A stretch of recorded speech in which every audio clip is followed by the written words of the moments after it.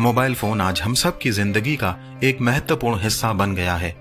हमारे फोन में जैसे ही बैटरी कम होती है, हम उसे तुरंत चार्जिंग पर लगा देते हैं, या यदि हम कहीं बाहर होते हैं और हमारा फोन बंद हो जाता है तो घर आकर सबसे पहले हम अपने मोबाइल फोन को चार्जिंग पर लगाते हैं।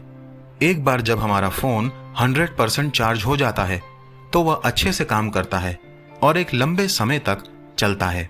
ठीक इसी प्रकार हम लोग भी मोबाइल फोन के समान हैं। अगर हमें चार्जिंग ना मिले तो हम भी किसी भी कार्य को करने में असमर्थ होंगे और अपने शरीर को दोबारा चार्ज करने के लिए हम सोते हैं, और जब हम सोकर उठते हैं तो हम फिर से ऊर्जावान हो जाते हैं। मित्रों, परमेश्वर ने हमारे शरीर को इस रीति से बनाया है कि हम अपने कार्यों को करने के बाद थोड़ा आराम करें, ताकि फिर से शक्ति पाकर आगे के कामों को भली रीति से कर सकें। हो सकता है कि आप अपने जीवन में बहुत थके हुए हों, कई प्रकार के कार्यों में उलझे हुए हों, जिसके कारण आपके कई काम बन नहीं पा रहे हों। तो मैं आपको बताना चाहता हूं कि अब थोड़ा आराम करने का समय है। आपको अपने शरीर को फिर से चार्ज करने की आवश्यकता है। हो सकता है आप सोच रहे हो कि मुझे आराम करने की अभी कोई आवश्यकता नहीं है और मैं सारे कामों को खत्म करने के बाद ही आराम करूंगा या करूंगी। पर मित्रों, ऐसा नहीं है।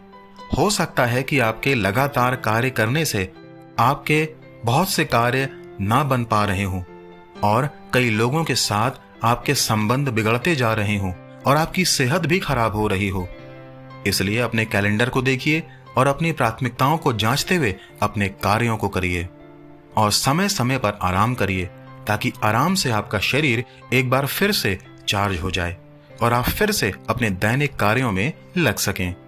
बाइबल की भजन संहिता नामक पुस्तक के अध्याय 23 के पद 1 से आगे लिखा है, यहोवा मेरा चरवाहा है, मुझे कुछ घटी न होगी। वह मुझे हरी हरी चराइयों में बैठाता है और मुझे सुखदायी जल के झरनों के पास ले जाता है। वह मेरे जी में जी ले आता है। यहाँ यह वचन हमें यही सिखाता है कि परमेश्वर हमें हमारे थके हुए शरीरों से आराम देता है, क्योंकि वह हमारा चरवाहा है और हम उसकी भेड़ें हैं।